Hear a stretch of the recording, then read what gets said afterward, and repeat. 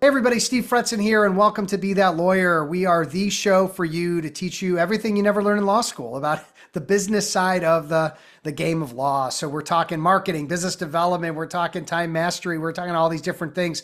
And every single week, twice a week, my goal and my job is to bring you amazing guests that are going to teach you something and help you along your path to live your best lawyer's life, to be that lawyer, confident, organized, and a skilled rainmaker. Today's no different. I got Ben waiting in the wings. How you doing, Ben? Great, Steve. Thank you. How are you? I'm great, man. Good to see you. And we had such a robust conversation. And I was just commenting that you're one of the few people that didn't just fill out your form to come on the show, but you also like sent me like a really involved email on the topic that we're going to cover today. I was just so impressed with the thoroughness of your. I don't know if is that a lawyer skill, just being super thorough. It comes with the territory, Steve. Right? Especially those IP attorneys, right? They're always thorough, always thorough. All right, well, Yeah. let's start off with our quote of the show, which I love to do. It is Alan Kay, who's a pioneer in computer science, pioneer and computer scientist, said the best way to predict the future is to invent it. So again, welcome to the show, and tell us why you have that as your quote of the show. Well, I am involved heavily in the field of inventions. I'm a patent attorney, so I every day I think about inventions. I love it when someone has a new invention, and it's just the best to hear it from them and to learn about how necessity really is the mother of invention. I mean, we're creating always new ideas and concepts.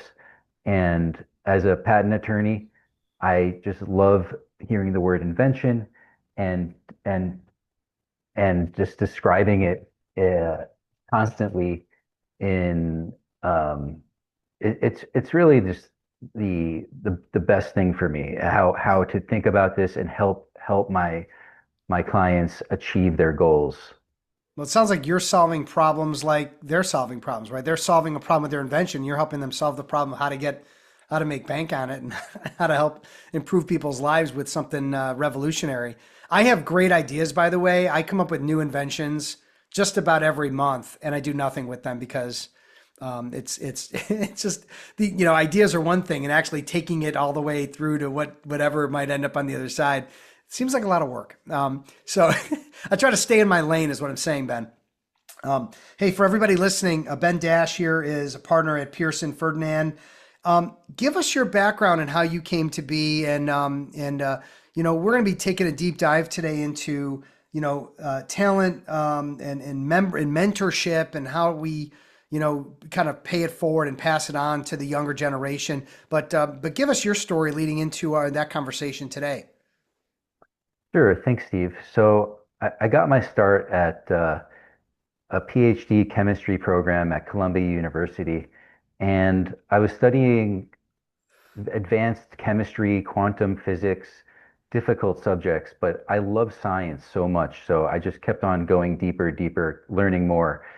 I also was an intern and had to make a few bucks at the time during the PhD, and I was an intern at the technology transfer office at Columbia. So that opened my eyes to the turning the science into a commercial product and how that works. How from step A to B to C. And I took a course called From Idea to IPO.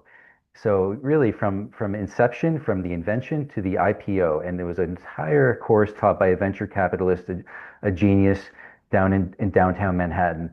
And I got my start there. And from there, I just kept on learning more and more about both science, the IP side of things, the law, how it works, how what a patent is, what a trademark is, what a copyright is, all of that.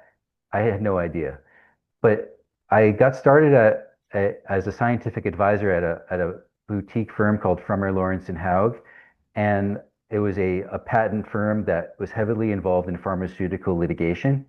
And I just dove straight in. I worked on a massive multi-billion dollar litigation my first year, flying down to Palm Beach and working with teams on demonstratives and experts and all sorts of things. And so that's where I got my start. And from there, I went on to get my JD from Fordham University while working during the day. I went to the night program, and I just continued to add on and grow and expand my horizons that Yeah. is purely out of interest. Yeah. And I'm sure that along the way, in particular at your first law firm, there were people that sort of stepped in not only to manage you because you were new, but also my hope is to mentor you. And I'd love to hear, since that's our kind of our main topic for today is talking about mentorship and how we need to take care of others. How were you taken care of? Yeah. So thank you for that, Steve. It's a great question, and I hold my mentors near and dear to my heart. Um, I had a mentor at my first firm, FLH, named Jason, and he was uh, from day one uh, behind me, behind my back. He had my back. I remember the interview. Uh, uh, we had like a lunch there, and there was food, and he kind of came in late, and I said, hey, I didn't finish my sandwich. Do you want to have it? And he was like, sure. And so we already had like this great rapport going on. You literally broke bread together. Yes. And and that was just the beginning, right? Uh, Later on, I learned the genius of his litigation skills and how to do a cross-examination on such a high level, and many other things, really. But I want to say that it takes two, right? For the mentorship, the mentor and the mentee. So you have to have an open mind, and that's why I wanted to talk to you about structured and unstructured. This was an unstructured mentorship, meaning there was no official mentor-mentee assignage. However, I've been at firms that have had official mentor-mentee titles and giving people that kind of structure. So I could talk to that as well. But I think it's important to kind of have both and to have many mentors as well, not just one, but I call out him as a particular example because he was extremely helpful to my professional development on the law side, teaching me critical tricks of the trade, how to conduct an expert deposition, what are the important things to think about, things that no one else would know, very insider type of. And you need that Yeah.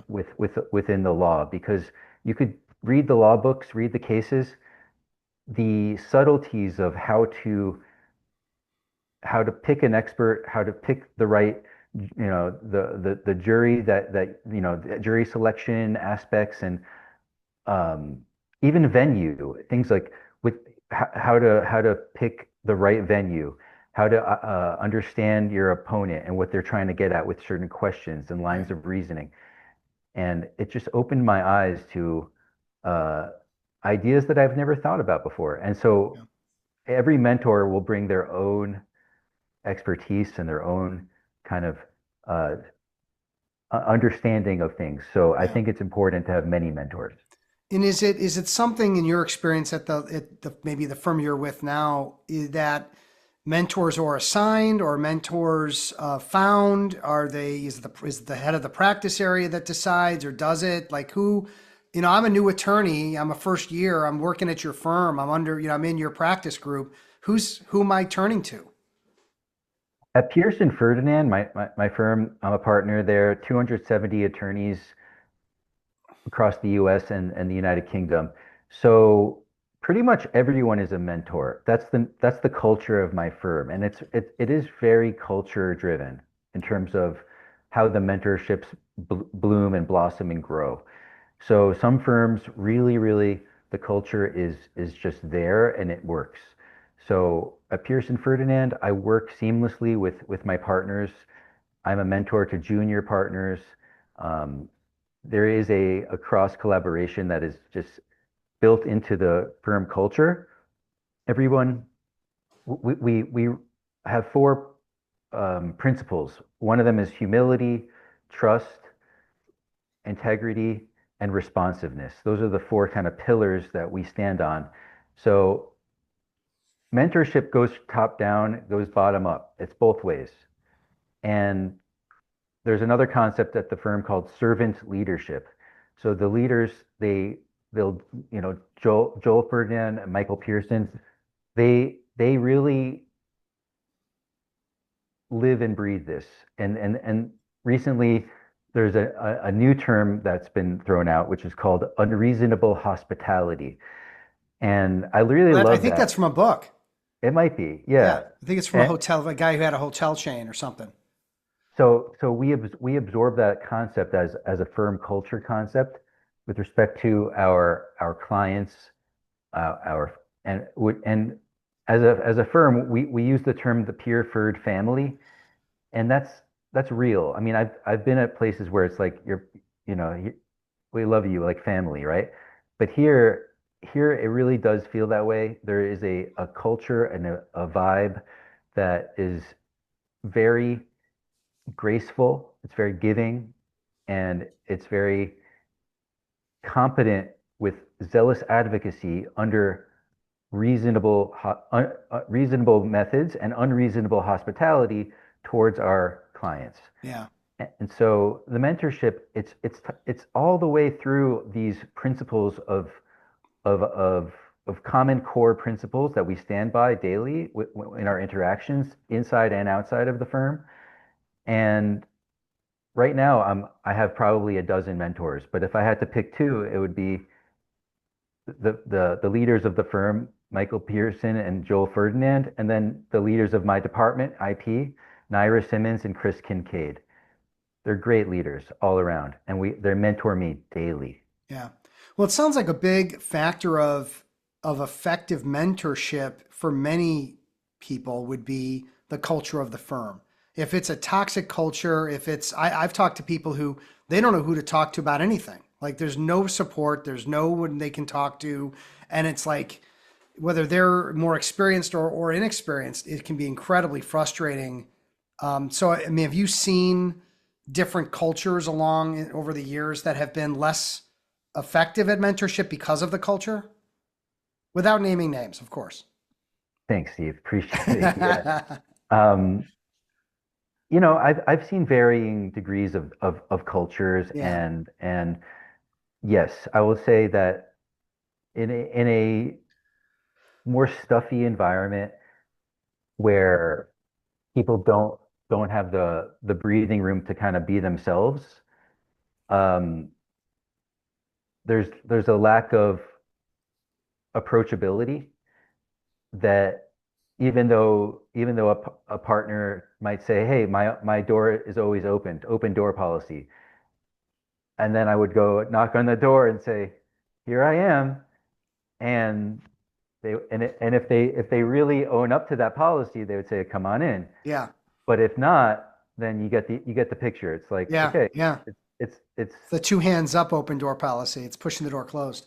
yeah, and what I would see is that there would be kind of different degrees of there would be like a lot of hierarchy also. So Yeah, there was senior partners, managing partners, um, and I was an associate. So I'm already like several steps removed from like the higher levels. So I think there's a culture that's kind of built into that as well. And at a firm like Pearson Ferdinand, it's a lot more, I should say, a lot more um, what I like to call Knights of the Round Table. yeah, We're all kind of equal. We're all partners. There's no real difference in title at all, and no one really has any different treatment at all. yeah, We're all family, and we're all yeah, treated that way. And it's a beautiful concept that is really hard to execute. So it makes us unique. It really changes the firm dynamic. yeah. Thanks, Ben. I want to take two different directions here, and I want let's explore this. So number one is let's say there's an attorney at a firm and that attorney wants to learn a new practice area. That attorney wants to learn rainmaking. That attorney wants to learn something and has identified a partner, an equity partner, a name partner, whatever at a firm that they go, God, if that was my mentor, if that was someone that I could emulate, boy, I would be in good shape. How does a young attorney approach someone that they believe might be their mentor or someone that they really aspire to get that mentorship? Do you have you been approached like that, or have you approached? I mean, what are your thoughts on that? I think that it's two ways. So I've never been approached in a way to say, hey, I want to mentor you. It's more of we're working together. We're working on something. Or maybe I meet someone at a conference and we strike up a conversation. We get along and we have rapport and we have commonalities. So I mean, that sounds it, like networking, which I get, but I guess where I'm going is, all right, I'm a young attorney. I understand that there's someone at your firm that just seems to have it all together, right? They're building business, they're winning trials, they're super smart, and I want to approach as the young attorney that more senior attorney to say, hey, I would like to talk about you mentoring me, or if I could work with you or under you, or what. Like, that's what I'm trying to get at is like what's the approach that might not get a rejection, because I think that might be the concern of a younger attorney is, dealing with the rejection of like, no, I'm too busy for you, or that's not on my plate. What do you have a approach that you would recommend? yes, yes, Steve, thanks for asking. I think there has to be a multifaceted approach. So for example, if you think sending an email is going to do it, it may, but it may require more than that. It may require a phone call. It may require in person. That's why I was talking about in-person Maybe meetings. asking someone to lunch, like saying, hey, I'd love to just pick your brain. Can we meet for lunch on me? I have Exactly. some questions I'd like to ask. Yes. Yes. A Okay. lunch meeting would be ideal, Yeah. really. Breakfast, lunch, dinner, anything. In person is the best. Yeah. But in lieu of that, we have a Zoom meeting, a call, an email, but reach out, right? The worst they could say is no. And I've asked people to work with them. I've asked people for work. I've asked clients for work. And if you don't ask, you probably won't get it. So there is an idea for asking Yeah. and doing so in a I mean, non-committed I way. was thinking as you're talking, like complimenting them, taking them to lunch, picking their brain, asking a ton of questions. Maybe they turn around and ask you, like, what are you looking out of your career? It's like, well, I, would like to be like you, Dad, or whatever that saying is from the old Coke commercial or something. But um, anyway, I think that's that. Let's turn it around the other side of it, and that is how does what does an attorney do when they have agreed to mentor someone and that mentee isn't really living up to their end of the bargain? They're not doing the work. They're not doing the obligations. They're not, actively pursuing, the depth of knowledge that the mentor knows the mentee needs. Because I think that's an issue right now. Like, I think there's a lot of attorneys that, like I'm a Gen X, and I'm not going to start playing the game of generation against generation, but I think we know Gen X has a work ethic that is undeniable, and then there's other generations that have different work ethics and different ideas about and they're not, no one's wrong or right. It just is. But again, if there's 2,000 hours to be billed and there's trials to be run and people need the work done. Yeah, well, we don't have a billable rate requirement here, so none of the 2000. If you're hitting 1500, you're probably golden.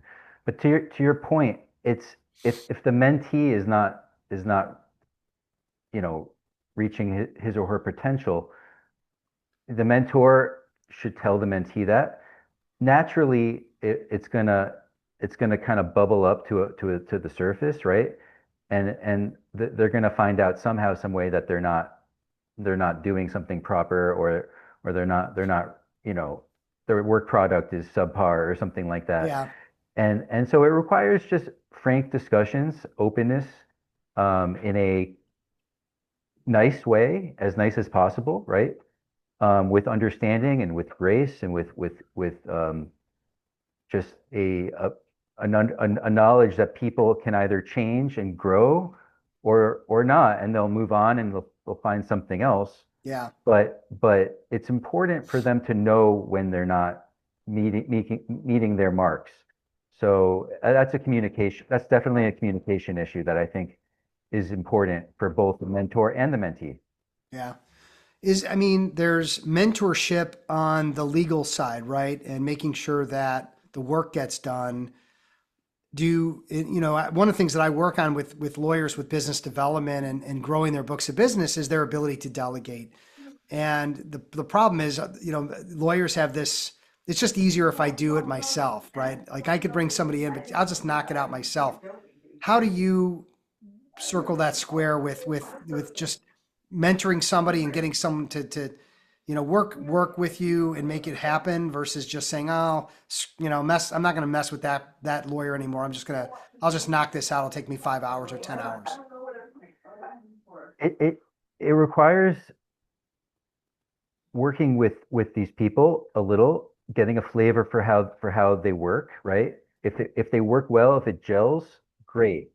If not, then I might have to work on it on my own and without the additional help. Yeah. So it's something that we have to try it. If you don't try it out, you won't know. So Yeah.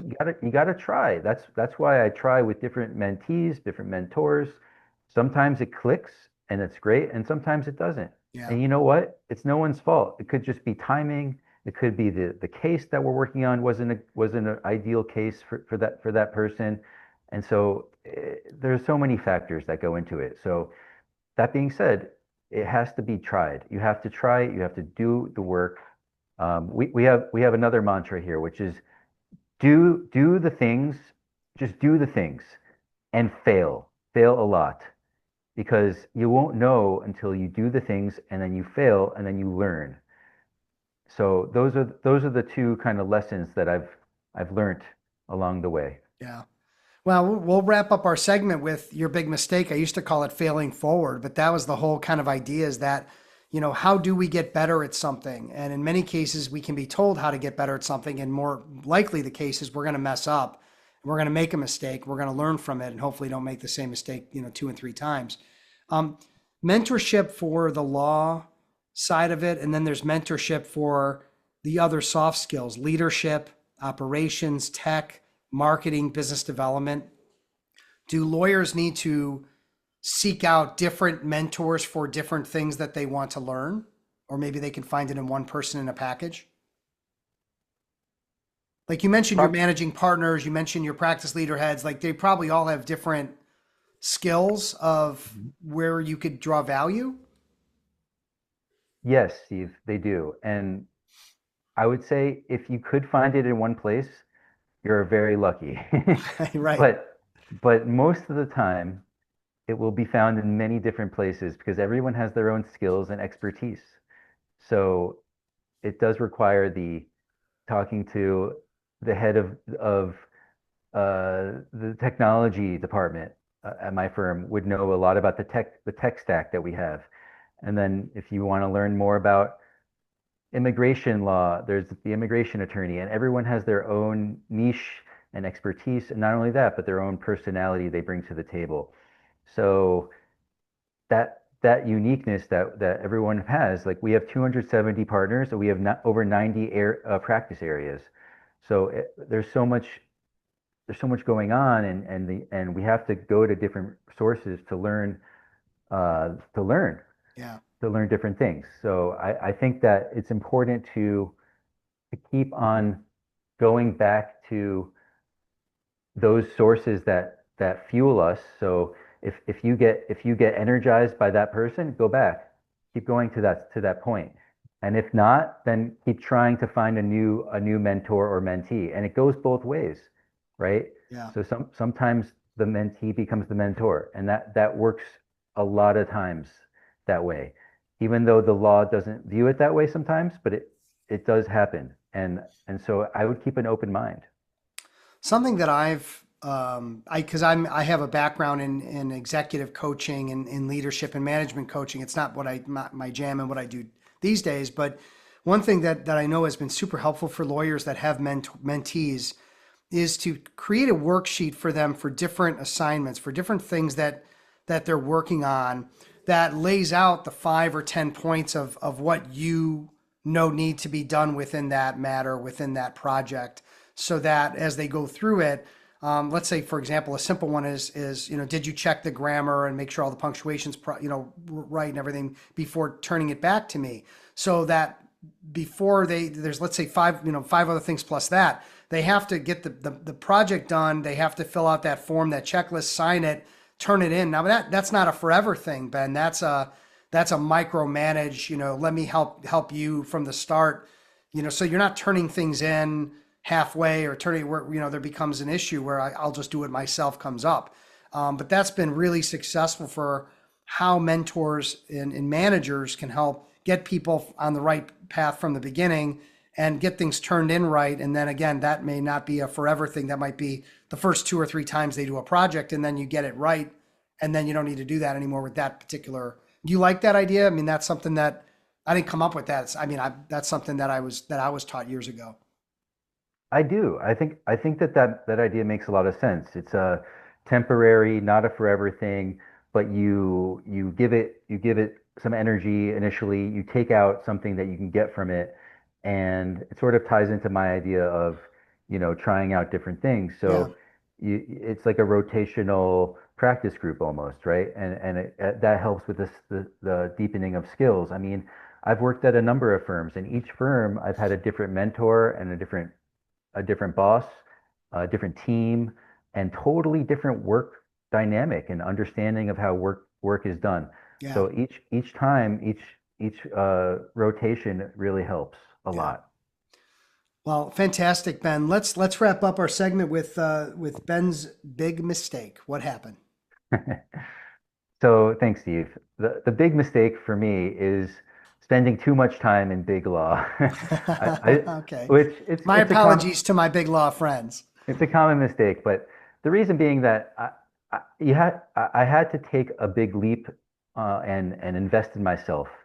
And in big law, you are doing that. Um, and it's possible to do exceedingly well. Don't get me wrong. It's Yeah. possible to have the best time. But for me, I set my own rates. I have my own clients now. I work seamlessly with my firm and with my clients, it's never been easier. And at Big Law, I felt like I was hitting a lot of friction in that regard. So now it's this kind of like frictionless, easier way of life. Yeah. So that's my big mistake. It wasn't really a mistake because I grew so much from each experience. Each firm along the way Yeah. taught me taught me so many lessons. Yeah.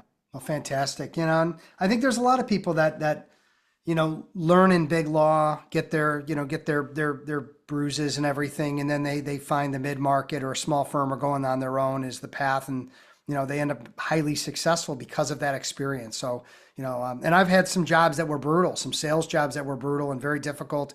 A lot of cold calling, a lot of beating the pavement and stuff like that. But I needed to kind of go through that to know what I wanted to do and what I didn't want to do. And what I didn't want to do was beat the pavement. So anyway, great stuff. So let's wrap up. Let's thank our wonderful sponsors, of course, hireparalegals.com. Check them out. Also, Lat Hires. They're helping lawyers and law firms delegate, away all the stuff they shouldn't be doing. Of course, the Law Her podcast with Sonia and Rankings.io, the top SEO, pay-per-click, a digital company for personal injury attorneys. So check that out, everybody. And Ben, if people want to get in touch with you, they want to work with you, they think you're as nice a guy as you are, and they think you're highly experienced and want to talk with you, what are the best ways to reach you? Reach me by email, ben.dash@peerford.com, and you can find me on my website, www.peerford.com. All right, fantastic. Well, thanks for coming on the show and talking a little bit about it. Things that we don't always hit on this show. We're all business development and marketing, and the reality is that we need to be better mentors. We need to find better mentors. We need to make sure that we're leveraging the power of the team and the culture that we're in to get ahead. And I think it takes a village, as they say, right? It sure does, Steve. It takes more than a village. It takes a town. It takes a city. Well, thanks, Ben. I appreciate you being on the show and sharing your wisdom. And I want to thank everybody that listens to this show regularly for being amazing. And my hope again is that you guys get takeaways from every single show. Don't be shy about telling other lawyers about it. Don't be shy about giving us a kind review, subscribe, all that kind of fun stuff. And listen, we're here to help you be that lawyer, confident, organized, and a skilled rainmaker. Take care, everybody. Be safe, be well. We will talk again soon.